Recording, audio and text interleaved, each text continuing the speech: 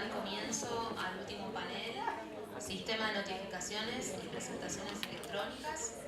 Disertarán los doctores Gastón Enrique Vieri, presidente de la Comisión de Informática del Colegio de Abogados de Lomas de Zamora y presidente del Instituto Argentino de Derecho Procesal Informático; Andrés Niso, auxiliar letrado del Juzgado Civil Comercial número 4 de Mar del Plata, director del suplemento Expediente Electrónico del Diario.com; y Aníbal Matías Ramírez, presidente de la Comisión de Informática del Colegio de Abogados de San Isidro.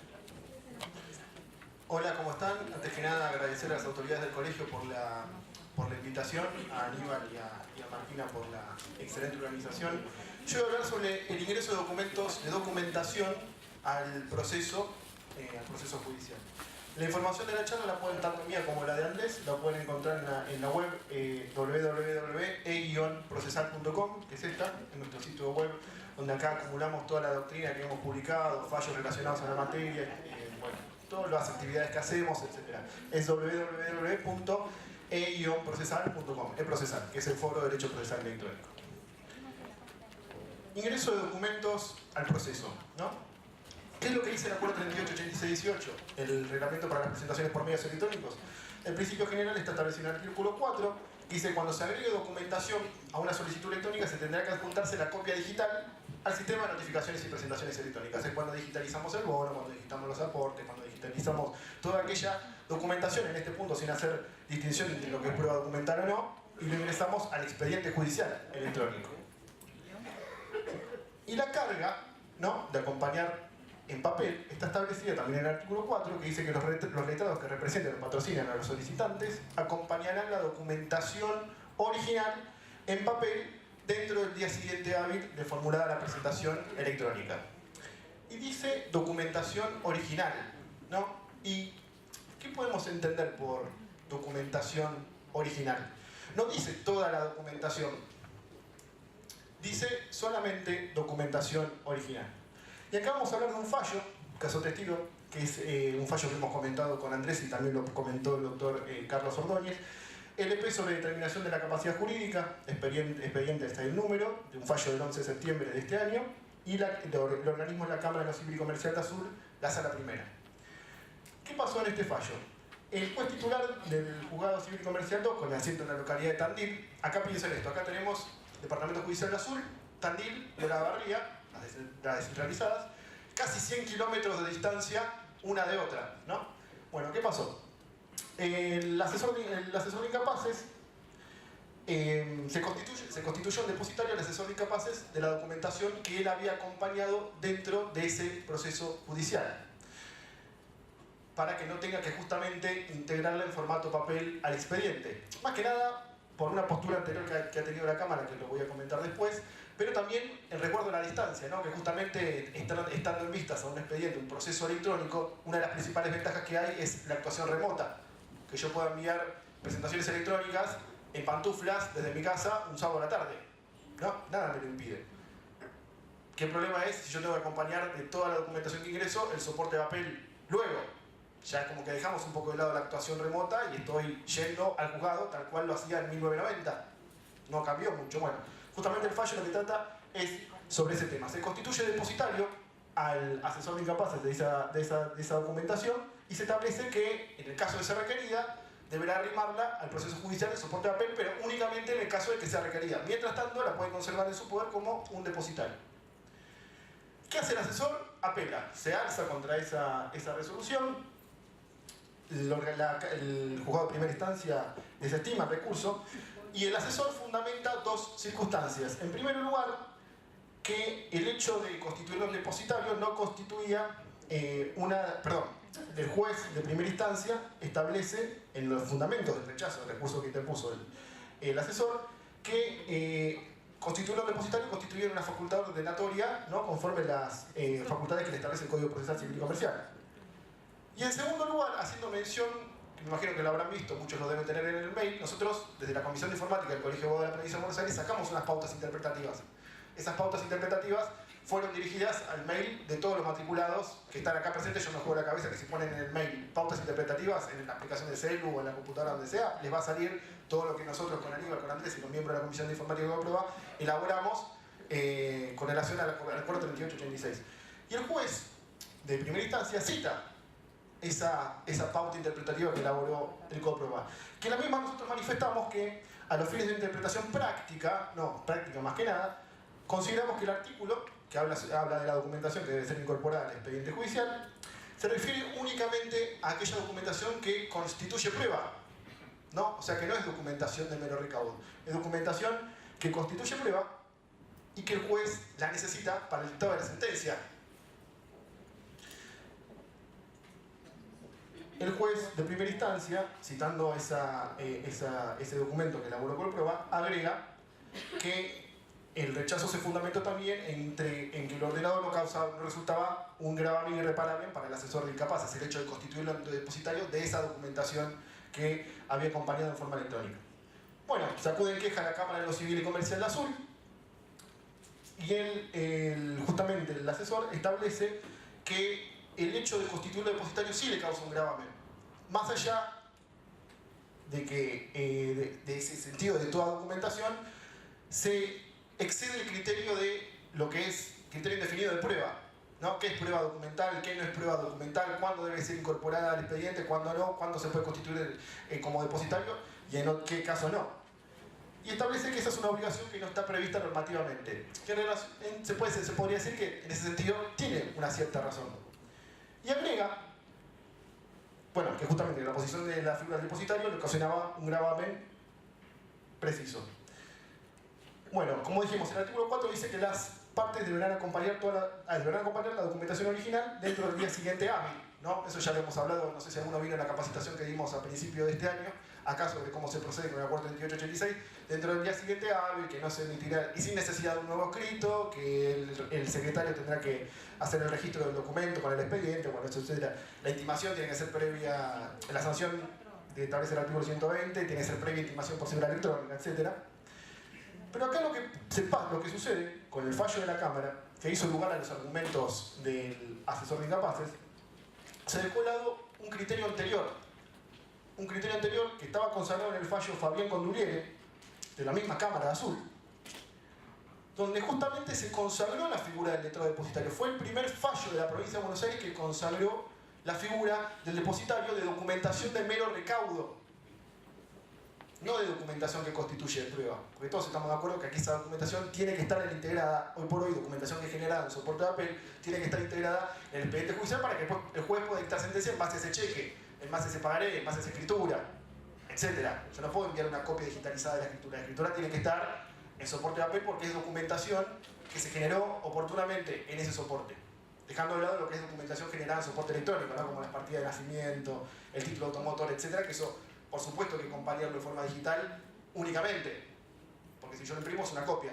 el original es el archivo digital, que está firmado digitalmente conforme a las pautas de la ley 25506. Bueno, la alzada dejó sin efecto lo dispuesto por el juzgador de primera instancia y ordenó, esto es importante, ordenó que toda documentación que se acompañe en formato digital deberá ser adjuntada en formato papel dentro del día siguiente hábil, recepcionada por supuesto por el órgano interviniente.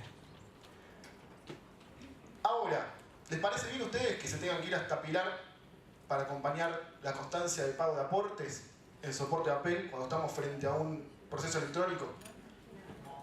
Parece lógico. Punto principal acá, estoy hablando de documentación de mero recaudo. Yo tengo juzgados, yo soy del departamento judicial de Zamora. Tengo juzgados en Lomas que al día de la fecha me piden que acompañe el saldo bancario, el soporte de papel. Se dan cuenta un poco a donde yo quiero ir. Estamos frente a un proceso electrónico y estamos tomando pautas típicas del proceso papelizado. Hay que cambiar el paradigma, hay que cambiar la visión que se tiene del proceso. ¿Qué antecedente constituyó esto en Azul? Hoy justamente no pudieron venir las delegadas de la Comisión de Informática y Colproba del Departamento de Azul, que ellas nos cuentan que en la departamental todos los juzgados de primera instancia empezaron a pedir que se acompañen las constancias. Entonces el abogado, que antes enviaba solamente los aportes en forma electrónica, ahora tiene que volver a hacer 100 kilómetros, pagar peaje, pagar nafta, perder tiempo, etc., para acompañar esa documentación de mero recaudo. La constancia de oficio diligenciado. Hoy por hoy, frente a un proceso electrónico Es necesario que te la comparte en formato papel. Si algunos me van a decir, no, pero capaz viene alguien y me photoshopea la fecha, el sello. Pero por Dios, se falsifican dólares y siempre le echamos la culpa al soporte electrónico, que es más vulnerable que el soporte de papel. No, no es así. Se tiene que confiar más en el abogado como auxiliar de la justicia. Pobre aquel que ose falsificar un documento electrónico, como puede ser la tasa de justicia, poner que la pagó cuando en realidad no la pagó. Después, ¿no? Si se llega a encontrar esta situación, tribunal de disciplina, las sanciones que el colegio de abogados importe, etc. Pero no es que, bueno, ya está, listo, ahora más falsifico todo. No. Y el soporte de papel tiene los mismos riesgos que el soporte electrónico. Entonces, ¿por qué no confiar más en la figura del letrado como un auxiliar de la justicia? ¿Por qué el abogado de azul tiene que volver a enviar el bono, los aportes, los oficios, la contratación de oficio diligenciado, la cédula con resultado negativo? ¿Qué gano yo enviándote una copia digitalizada de una cédula con resultado negativo como para que vos me lo puedas solicitar en soporte de papel? ¿Cuál es el sentido? Ninguno. Yo te estoy diciendo que no notifiqué, no practiqué la diligencia, por ende no puedo avanzar en el proceso sino hasta que practique la diligencia. Te estoy solicitando que se libre una nueva cédula, te acompaño en la que no diligencié y que del informe del oficial notificador surge que no se practicó la diligencia. ¿Por qué me haces hacer 100 kilómetros para que yo te acompañe esa constancia en soporte de papel? Con toda la pérdida de tiempo y dinero que eso implica en frente a un proceso electrónico. Bueno, yo más que nada quería dejar esa idea de cómo se tiene que, hoy por hoy, frente a qué cambio de paradigma estamos, cómo se tienen que interpretar de nuevo todas estas reglas y cómo pensarlas desde otro lado, no desde la mentalidad del sistema papelizado. Bueno, muchas gracias.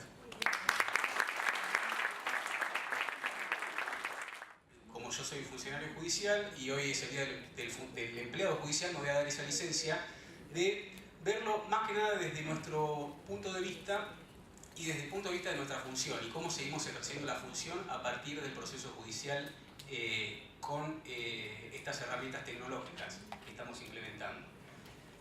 Bueno, los desafíos del expediente digital ya los conocemos, la implementación de las TICs no tiene vuelta atrás, las ventajas comparativas ya otros expositores se han detallado. Acá yo siempre remarco, y es un lujo tenerlo acá siempre en todas estas jornadas, porque está acuñando este concepto o está reforzando esta idea del concepto de la eficacia procesal, ¿no? Y la importancia que tiene la implementación de las tecnologías de la información y de la comunicación a los procesos judiciales. Los beneficios ya los conocemos, la agilidad, la seguridad, la transparencia, la celeridad, la automatización, que es lo que está faltando quizás profundizar en nuestros sistemas informáticos judiciales, y el objetivo final nosotros que la plena íntegra digitalización del expediente judicial. Y esto entonces, a lo que decía cuando comencé, es el rediseño de la función judicial que necesariamente tenemos que tener. No podemos seguir utilizando las mismas prácticas. Todos sabemos que el Poder Judicial, los operadores del derecho, somos de los más resistentes a todo tipo de cambios, ¿no? Cambia el Código Civil y nos alarmábamos de qué se iba a venir y no cambió tanto en realidad. La práctica todavía nos cuesta aplicar el código nuevo, el Código Civil y Comercial nuevo, hay temas con los poderes, seguimos viendo, o sea, nos agarramos mucho siempre a las prácticas tradicionales y el cambio es algo que nos viene impuestos. Entonces, si bien todos han remarcado esta necesidad que tenemos de que los operadores informáticos o técnicos nos brinden las herramientas y las soluciones para el buen ejercicio de nuestra función, ellos están al servicio nuestro, no nosotros al servicio de ellos. Esto es algo que no lo podemos perder de vista, pero tampoco podemos perder de vista que sin capacitación y sin conciencia de los operadores, que somos los ejes centrales, quienes lo implementan somos nosotros básicamente, y si no tenemos la conciencia de cómo hacerlo o de qué estamos haciendo, más todas las deficiencias que ahora vamos a reseñar muy apuradamente, estamos muy complicados. Bueno, como les decía, los principales problemas es cómo se ha implementado, desde lo normativo, desde lo reglamentario, con contradicciones de orden jerárquico normativo, etc.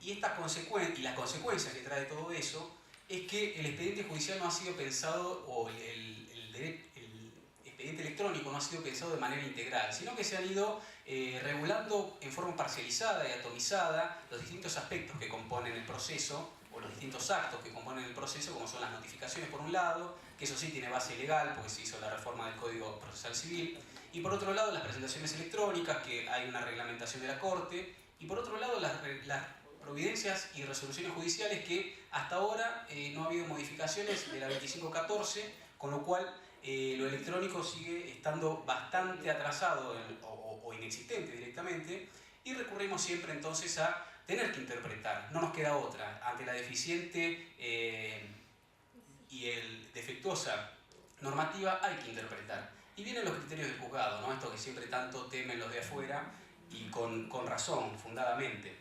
Entonces yo me propuse citar algunos fallos como para ir viendo cómo todos estos principios que tan lúcidamente destacaron Camps y Quadri en el primer panel, de estos principios interpretativos que hay que tener a la hora de implementar el expediente electrónico, cómo se han ido materializando y qué cosas buenas podemos ver y qué cosas malas hemos visto, ¿no? Porque malas hubo muchas interpretaciones por olvidar por ahí estos principios. Por ejemplo, los voy a ir nombrando rápidamente para citar los fallos simplemente. Después los fallos yo los dejo todos si quieren para ir los que fui recopilando, ¿no? La firma electrónica de las resoluciones judiciales fue uno de los primeros problemas que todos advertíamos, los que pudimos escribir o estudiar un poquito del tema de la 3886. Era el problema que nos iba a traer las resoluciones judiciales, porque nada se prevé. ¿Se aplica, no se aplica? Bueno, no. Es obvio que el Código Procesal exige el requisito de la firma del juez. Camps también, cuando en una de las preguntas detalló la firma electrónica y digital, así que no voy a detenerme en esa diferenciación. Pero bueno, nos trajo el inconveniente de que está vigente la 2514, la 3886 vino a modificar parcialmente la 2514 en cuanto a los escritos, y mientras tanto, una pregunta frecuente tuvo que publicar la Corte Suprema para explicar que no son aplicables la 3886 a las resoluciones judiciales, y sin embargo aparecen estos jueces tecnoentusiastas, los llamamos nosotros, por decirlo de alguna manera suave, y no tardaron en aparecer quienes se apresuraron a firmar en forma electrónica o incluso digital las resoluciones, providencias, incluso sentencias definitivas, y esto obviamente con buena intención, porque la herramienta tecnológica está disponible. Nosotros con el sistema asociados a Gusta, con el módulo de firma digital, estamos plenamente habilitados técnicamente para hacerlo. Ahora, es el momento de hacerlo cuando no tenemos una regulación específica. Entonces, ¿por qué? Algunos jueces firman electrónicamente, otros no, otros tienen el certificado digital, les parece que pueden firmar.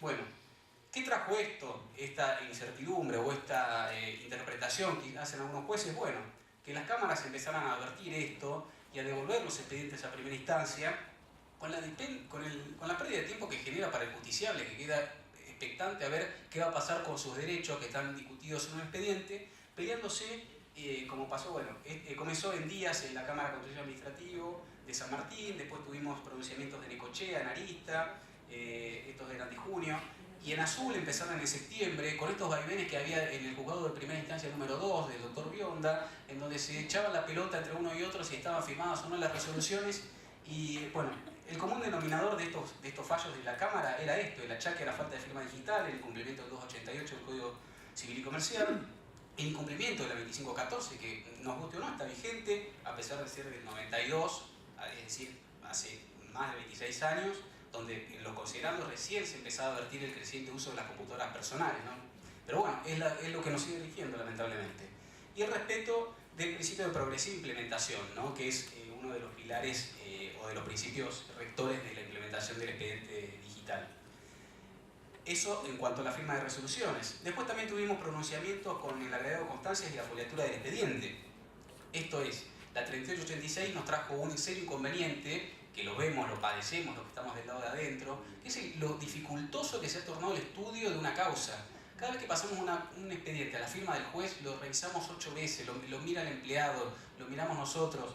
Realmente uno siempre tiene la sensación de que algo se le pasa, que algo queda pendiente, que hay una nulidad latente porque no advertimos algo, y realmente es muy complejo trabajar así, y acá tenemos jueces que te piden que pasen todos impresos, no me importa, no, pero no se puede imprimir, doctor, imprimímelo todo porque tengo que verlo. Bueno, hay que ordenar el expediente de alguna manera, ¿no? Esto quedó mitad electrónico, mitad papel. ¿Cómo vamos a referenciar los instrumentos que conforman el expediente? Mitad legajo, mitad informático. Bueno, la Cámara Civil y Comercial de Necochea, en Filipa, el 27 de junio de 2018, devolvió también las actuaciones porque había un juez que se le había tomado la decisión de que no iba a continuar más con la foliatura conforme la 2514, sino que directamente le iba a asignar un número de trámite a cada actuación, independientemente del formato en el que estuviera y de la extensión que tuviera. Bueno, la Cámara no era este el motivo del recurso, pero obviamente la Cámara, una de las cuestiones que controla son las relativas a las formalidades del expediente. Advierte esto, se lo devuelve para que lo numere a cada foja como corresponde. Lo que está agregado se lleva un número cronológico, lo que no está agregado obviamente no. Acá el juzgado civil número, no voy a decir cuál, en Mar del Plata, hay uno que asigna, está pasando hoy, foliatura fantasma. Cuentan cuántas fojas tendría si tuviera imaginariamente agregado un escrito electrónico. Y dice, esto tendría 8 hojas. Bueno, entonces pasamos de la 100 a la 109, viene la providencia. Reservan esas fojas para una, no sé, imaginaria agregación. Entonces, encontramos soluciones y decisiones de todo tipo que genera esta déficit de regulación. Algunas muy originales realmente, pero están. También otro relacionado con esto, la Cámara Civil y Comercial de Azul tiene un protagonismo terrible con el expediente electrónico. El Pasucci también había advertido que en este caso no estaban impresas las resoluciones, porque estaban firmadas electrónicamente, era creo que de un juzgado de paz esta causa, y ordena que imprima y agregue las resoluciones. A ver, ni siquiera estaban firmadas, porque estaban firmadas electrónicamente, pero acá ni siquiera se habían tomado la molestia de agregarlas. Entonces, por la 2514 lo devuelve al juzgado para que por lo menos a partir de esa foja que le señala ahí, imprima y agregue las resoluciones. Después también aparecieron despachos anticipatorios, también esto fue en Necochea, un juzgado civil, ante la entrada en vigencia de la 3886, se le ocurrió sacar en cada expediente, que cada providencia que sacaba con posterioridad al inicio de la vigencia de la acordada, un despacho que decía, miren, a partir de ahora, con la entrada en vigencia de la 3886, yo les voy a explicar cómo voy a trabajar en los expedientes.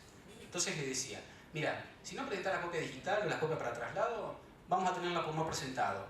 Y no te voy a intimar, como dice el acuerdo, porque no me gusta, entonces no te voy a intimar. El juzgado no va a dar curso a las peticiones que no admitieran demora, o sea, por más que me lo presentes en papel y me denuncies una suspensión de lanzamiento, no lo voy a considerar porque no incumpliste con la acordada. Ya te lo digo desde ahora. Bueno, y además le dice, no me acompañes ningún documento, que eso, bueno, uno puede coincidir o no. Pero apenas, obviamente, en Filipa, que fue lo que le devolvió para que corrija la foliatura, le dice, él le remarca acá, estamos hablando del marco de la progresiva implementación del expediente, la providencia no se asienta en un espíritu lógico del reglamento, porque desconocer las pautas que establece, o sea, estamos viendo, nos puede gustar o no el régimen de intimaciones previsto, puede ser engorroso o no, pero es lo que hay. O sea, es lo mismo que si en un despacho yo le digo, miren, la sentencia, el primer despacho, la sentencia que yo dicte va a ser inapelable. Ah, bueno, me consienten eso, listo, no me van a poder apelar la sentencia. O sea, estamos hablando de renuncias o de anticiparles renuncias de derechos que pueden o no uno estar de acuerdo con el diseño que tengan, de ser el más lógico o no, pero uno no puede utilizar estas pautas, digamos, que exceden groseramente el ejercicio de la jurisdicción. La aplicación del plazo de gracia, otro tema, el 124, que ya lo comentaron también acá, esto de si sirve o no para las presentaciones judiciales hechas de forma electrónica. En Bahía Blanca, Gracia Vile, el juzgado número 8, Tripa y Laf, y este caso yo siempre lo tomo como ejemplo de todo lo que está mal en un expediente del juez y del abogado, cuidado. Contesta demanda en forma electrónica y le dice, no, mira, de oficio, nadie le preguntó tampoco, cuando le va a proveer la contestación de la demanda, no un planteo. De oficio le dice, el plazo de gracia es aplicable solo para los escritos en papel, porque el fundamento es que vos está cerrado el juzgado, ya todos lo sabemos, está cerrado el juzgado a las 2, te estamos restando todo el día que te queda para hacer la presentación. Con lo cual le dice, si vos en forma electrónica lo podés hacer en cualquier momento, no es aplicable el plazo de gracia. ¿Podemos estar de acuerdo? No. Pero bueno, está bueno para una futura reforma, ¿no? Para sorprenderlo a la gente, su buena fe de que está contestando de donde en ningún lado se le dice que no puede hacerlo en forma electrónica, no puede utilizar el plazo del 124. Entonces dice, la 3886, si bien nada dice, es claro que el 124 solo se aplica a los escritos en papel, que deben entregarse en secretaría dentro del horario de la oficina judicial. Bueno, esto lo digo, pongo acá que queda firme este fallo, porque el abogado que actuaba como patrocinante de la parte no tuvo mejor idea que presentar el recurso en formato electrónico, con lo cual excedía el marco de actuación del letrado patrocinante y le dejan firme esta providencia. Entonces, a este pobre demandado que pretendió, un abogado le confió para que contestara una demanda en forma electrónica, el abogado en buena fe contesta pensando en la confianza que tenía de utilizar esas 4 primeras horas del día siguiente al vencimiento, se encuentra con un juez tecnofundamentalista, ¿no? Y después con una impericia grosera del abogado de presentar en forma electrónica un escrito de apelación, cuando claramente por la 3842, y además no hace falta que lo diga la 3842, ¿no? No es un acto de mero trámite. Bueno, tablar, también el jugador número 8 insiste, dice, bueno, primero me salió bien, me quedo firme, vamos, sigamos, hijo, y agrega algunos otros fundamentos, dice, si le doy el plazo de gracia le voy a dar un plus, hay una desigualdad al que no lo hace por este medio, no explica cuál es la desigualdad de que todos podemos presentar en forma electrónica o no, lo decidimos, depende de la manera en que actuemos, si es que actuamos como patrocinantes.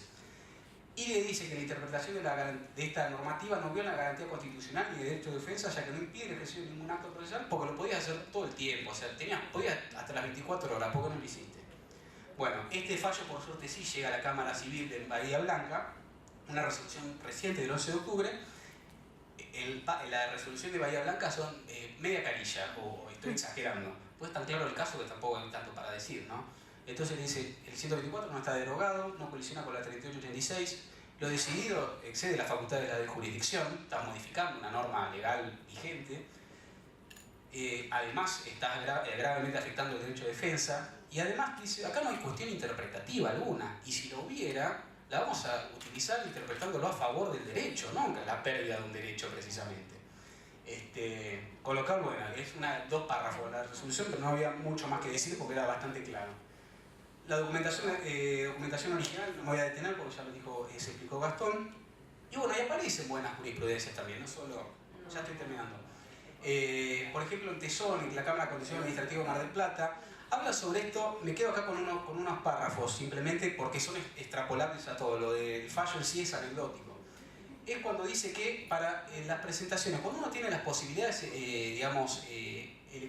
técnicas para salvar incumplimiento de cargas formales de las partes, se puede acudir a ellas y evitar perjuicios y pérdida de derechos.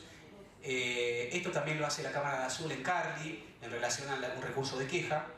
Y básicamente lo que yo quiero que quede como cierre de la charla, respecto del funcionario y del magistrado y del funcionario, con el funcionario asume un rol protagónico, somos los funcionarios especialmente sindicados, ¿no? Esto que tanto nos remarcan las acordadas y resoluciones.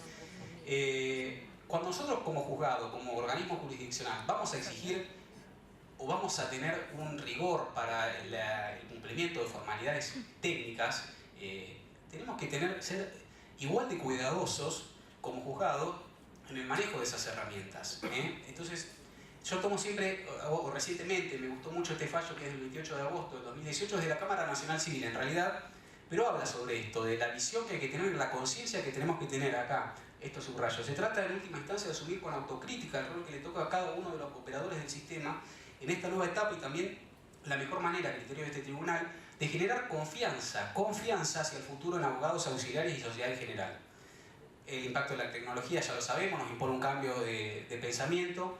Y el norte, acá yo destaco estas palabras de Cuadri que fueron citadas en Filipa, la Cámara Civil Comercial de Necochea, que habla siempre de esto, de que está en la informática al servicio nuestro, no nosotros al servicio de la informática, pero con conciencia de lo que estamos haciendo, fundamentalmente. Camps, en un trabajo que publicó en su web, Proceso Eficaz, el proceso electrónico y el derecho procesal electrónico, titulado, y subrayo y remarco y cierro con esta última frase, y es que ahora es donde nosotros tenemos que, esto hablando sobre lo que es el derecho procesal electrónico, esta nueva disciplina que estamos intentando independizar, ¿no?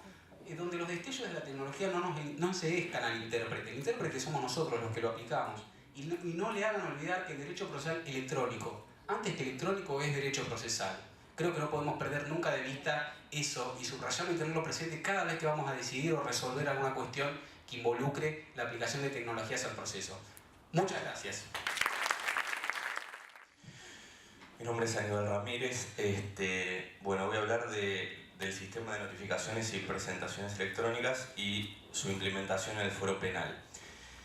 Cuando estábamos diseñando los paneles, queríamos hacer en este último un poco esbozar la realidad de la práctica profesional y de la actividad judicial, la interacción entre los auxiliares de la justicia, los letrados y el Poder Judicial.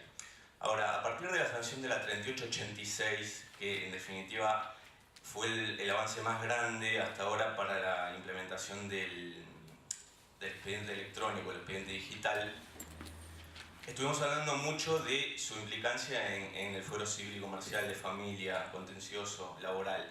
Pero hay una situación, en el fuero penal se comenzó a implementar, en algún momento la Corte detuvo el avance, allá por el 2016 con la resolución 1407, pero de todas formas se continúa, o los letrados que tienen la oportunidad de ejercer en el fuero penal tienen la posibilidad de enviar presentaciones y eventualmente de recibir notificaciones. Ahora, a diferencia de todas las otras disertaciones que estuvimos viendo y podemos escuchar, acá prácticamente no hay jurisprudencia, de hecho yo le diría que no hay porque intenté buscar para esta disertación y no hay nada. Hago una breve reseña en cuanto a la cronología de la implementación del sistema.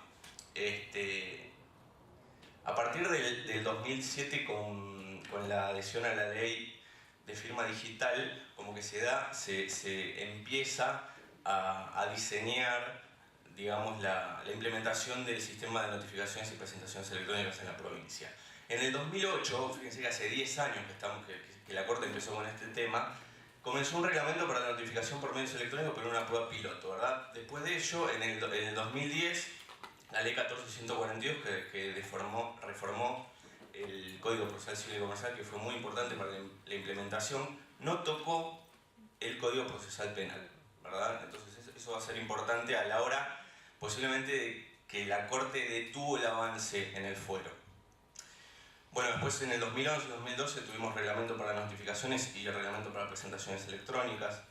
En el 2012 se dio el protocolo para las presentaciones. En el 2013, fíjense que se implementó el sistema informático multiforo Augusta. Ahí se implementó en los fueros civil y comercial, contencioso, laboral, pero todavía no había comenzado en el penal.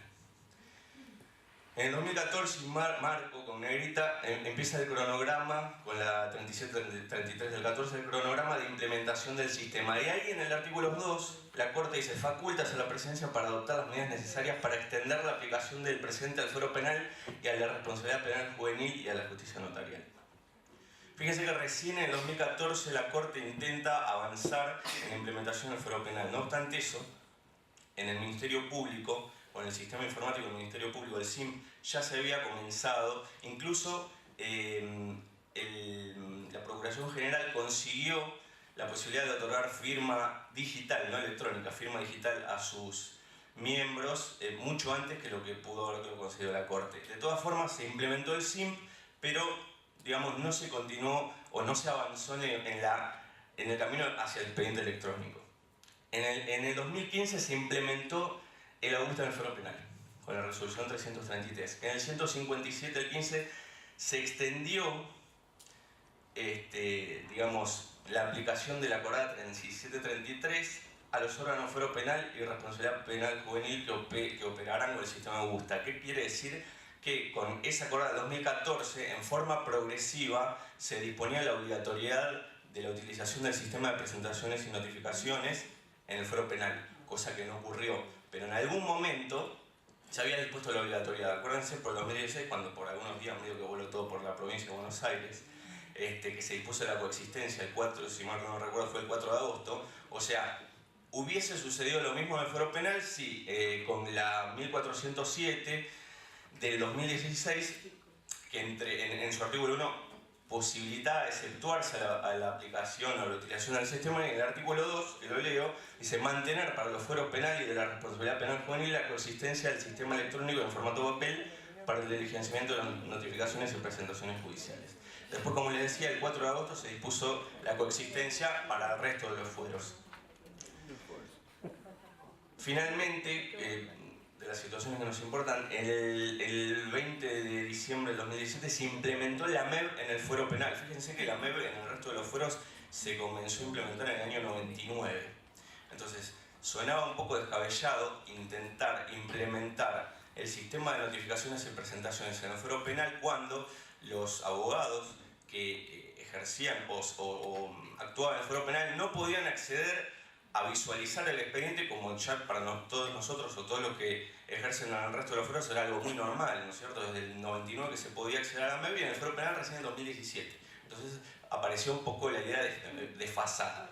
Y en el 2018, hace poco, con la 923, hay un acceso automático a la MEB, que no está porque hay que denunciar, la gente que ejerce en el fuero de familia lo sabe muy bien, que en algún momento teníamos que mandar una planilla, ahora solamente denunciando el usuario MEB. Fíjense que hay una situación también conversando con funcionarios del fuero penal, que todavía para los abogados que ejercen el resto de los fueros es complicado a veces diferenciar el sistema de la MEB, no saben muy bien cuál es uno y cuál es otro. Para el abogado que va al fuero penal no sabía ni qué era la MEB porque está acostumbrado a ir a la mesa de entradas y pedir el expediente y ver todo en papel, ¿verdad? Entonces iba a ser un escollo. Por eso la Corte con buen tino, en la 1407 de 2016, dispuso la coexistencia que continúa vigente.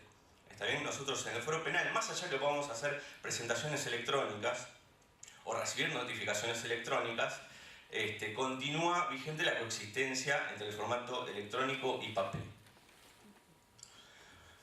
De todas formas, y como les decía que la 14142 que reformó el Código de Procedimiento Civil y Comercial, que entre otras cosas introdujo como medio de notificación válido el correo electrónico oficial, que después terminamos llamando cédula electrónica, esa ley no modificó el Código Procesal Penal, con lo que eventualmente, y viendo el artículo 121, en el que las partes se dispone, ¿no es cierto?, que las partes podrán escoger en su primera representación el modo por el que serán notificadas. Si nosotros tenemos oportunidad de presentarnos por primera vez en un expediente penal, posiblemente nos consulten: doctor, ¿cómo quiere que lo notifiquemos? Y si escogemos la cédula electrónica, por una cuestión incluso de celeridad, porque estamos acostumbrados a usarlo en el resto de nuestra actividad profesional, lo que tenemos que tener en cuenta es que no se modificó la forma de la notificación, ¿no es cierto? Entonces el modo en el que vamos a contar los plazos va a continuar siendo el tradicional, y en el fuero penal es con días corridos, es decir, continuos, como dice el 139, el cómputo, todos los plazos son continuos y en ellos se computan los días feriados. Como bien sabemos, en el ámbito civil y comercial y el resto de los fueros tenemos el sistema que implementó con la cédula electrónica, que es martes o viernes inmediato posterior. Esto, hay una situación más allá que no hay jurisprudencia. He hablado con algún colega que le sucedió que recibió una cédula electrónica de un organismo penal con todos los plazos de acuerdo a lo que se estipula para una cédula electrónica y le tuvieron una presentación por extemporánea. ¿No es cierto? Porque nosotros tenemos que contar en forma corrida, continua, los plazos. Y no como en el resto de los fueros, en el que recibamos una notificación electrónica con el sistema de martes o viernes inmediato posterior. Esto es un tema bastante complejo, pero que hay que tener en cuenta. Consulta pública de expedientes. Como les decía, a partir del año 2017 se implementó la MEB en el fuero penal, no antes. Y en ese momento la Corte lo que ideó fue el mismo sistema de expedientes reservados como en el fuero de familia, ¿verdad? Ahora hay una situación, el artículo 280 del Código Procesal Penal dispone que los expedientes son públicos. Ahora, la Corte lo que evalúa es que por una cuestión de la ley 25326 de protección de datos personales, existe una conveniencia en que esos datos no puedan estar, digamos, al acceso de cualquier persona que pueda operar la mesa de entradas virtual, sino que tiene que pedir el letrado que necesita compulsar un expediente en forma electrónica, tiene que pedir una autorización digital, y a partir de la 923 de este año, solamente lo que debería hacer es mandar un escrito electrónico denunciando su usuario MEB. Entonces el funcionario que lo recibe en el organismo penal puede autorizar en su set de búsqueda la posibilidad de acceder. Antes que esto, porque esto fue de fines del año pasado, teníamos la posibilidad de visualizar aquellas causas que estuvieran en la investigación preliminar a través del SIMP. Este año, dicho sea de paso, hubo una suspensión porque se estuvo modificando algunas cuestiones técnicas del SIMP y ahora hay un cronograma de reinstalación del mismo, pero por ejemplo en San Isidro todavía no podemos volver a acceder a IPPs en las que estemos trabajando pese a que pidamos la autorización electrónica. Ahora, en cuanto al SIM, tenemos que hacer un usuario diferente, como si fuera la mesa de entradas virtual, es un usuario diferente porque depende de la Procuración General. Vamos a generar una autorización digital y la vamos a llevar o al juzgado de garantías del joven, o a la fiscalía para que nos autoricen a compulsar electrónicamente o digitalmente ese expediente. Esto es de mucha utilidad, estaba desde antes de la MEB. El problema que teníamos era que podíamos ver el expediente mientras estaba en fiscalía o en el juzgado de garantías, pero si de repente iba a un tribunal no lo podíamos ver. No obstante eso,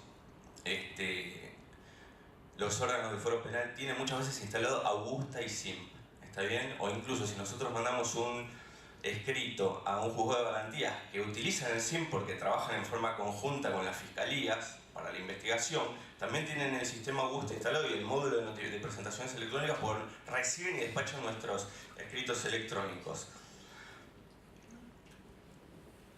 Hay un caso interesante que es el de la acción de amparo. Como nosotros sabemos, la 3886 dispone que la 13928 es de aplicación, está acordada, con lo que si eventualmente nos cae un amparo en un organismo penal, tenemos que tener cuidado porque se nos va a aplicar todas las disposiciones de la 3886 y el procedimiento específico del amparo. Entonces lo que yo les dije de la notificación ahí no corre, ¿está bien? Entonces, y corremos el criterio de que si querramos presentar un escrito en formato papel no lo acepten. Entonces hay que tener cuidado. Como todos los que ejercemos sabemos la disparidad de criterios que hay en cuanto a las notificaciones y presentaciones electrónicas, todavía el Foro Penal no hay tantas porque no hay muchos letrados que hagan presentaciones o vayan a litigar el foro de esa forma, pero sepamos que vamos a tener la misma situación que el resto de los fueros. Una última reflexión es que más allá de la no implementación o la no obligatoriedad en el fuero, hay, digamos, el ejercicio profesional y la actividad del fuero es bastante diferente. Y si bien hubo un gran trauma a la hora de la implementación de la obligatoriedad en los fueros civil, comercial, contencioso, laboral, es porque los abogados y los operadores judiciales, en este caso digamos los letrados, son mayoría en estos fueros, ¿verdad? O sea, el escollo más importante era poder dotar a los abogados de herramientas para intervenir en el expediente digital. En el caso de la justicia penal es diferente, no hay tantos abogados que ejerzan la profesión del foro penal, sino que está, digamos, diseminada por defensorías, fiscalías y el resto de los organismos. Entonces, el avance hacia la digitalización completa del expediente va a depender que, bueno, hay algunos como el Ministerio Público de la Defensa y Fiscal que ya tienen la posibilidad de firmar digitalmente e intervenir en el sistema de presentaciones. Por ejemplo, no pueden hacerlo el servicio penitenciario o comisarías, con lo que en determinados organismos que tienen mucha interacción con estos organismos, en la medida que no se dote a servicio penitenciario o policía de firma electrónica o firma digital para poder interactuar con el sistema, digamos que no se va a poder desarrollar el expediente electrónico en la medida que es un trabajo colaborativo. Es un nuevo paradigma, todos tienen que aportar una parte para poder avanzar hacia el expediente digital. Bueno, con esto damos por concluido.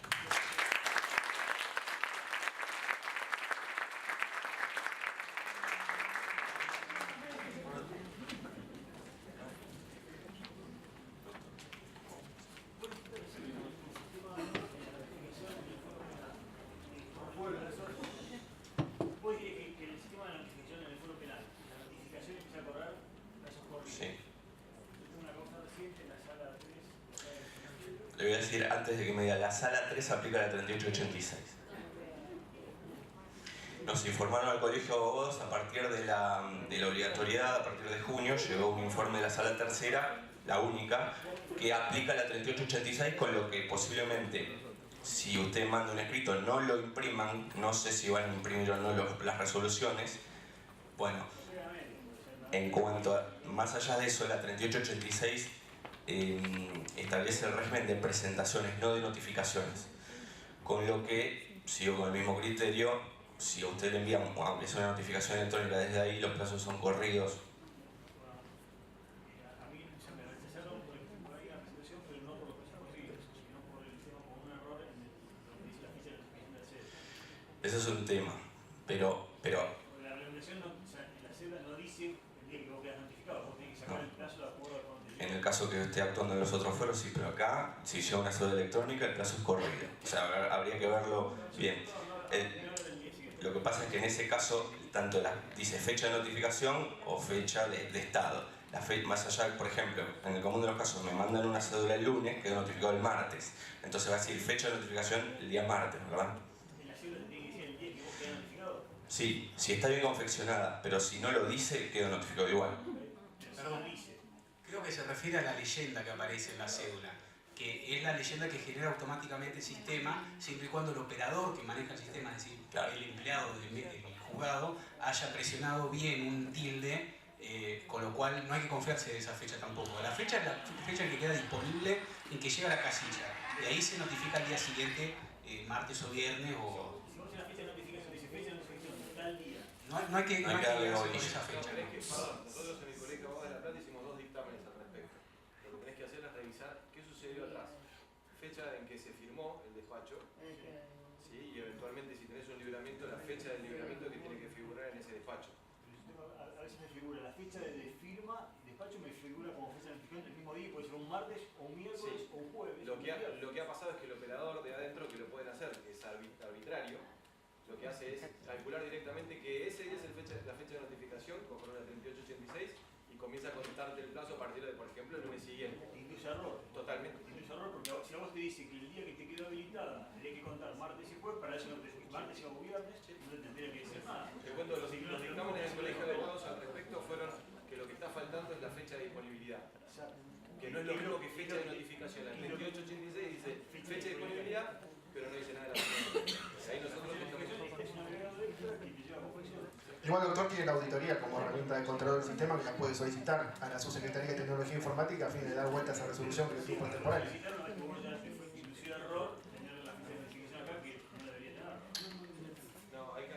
Sí, igual está, digamos que perfecto, pero el error de usted fue por una mala operación del uso del sistema.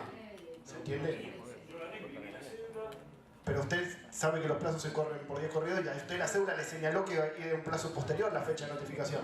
La cédula me dice fecha de notificación tal día. Miro, es un martes. Empiezo a contar el plazo a partir del día siguiente. Por eso, lo contó mal los plazos a raíz de la mala información de la cédula. Estaba bien la fecha. No, sí, estaba bien. La notificación me llegó un día lunes. Pero, doctor, ¿eso en el fuero penal? Sí. Bueno, el tema fue si le llegó un lunes, empezó a correr el plazo el martes. Claro, la fecha de libramiento seguramente... El martes por el tema del posterior. No, es que justamente, pero justamente el plazo de notificación es el día siguiente, porque en ese caso la cédula electrónica,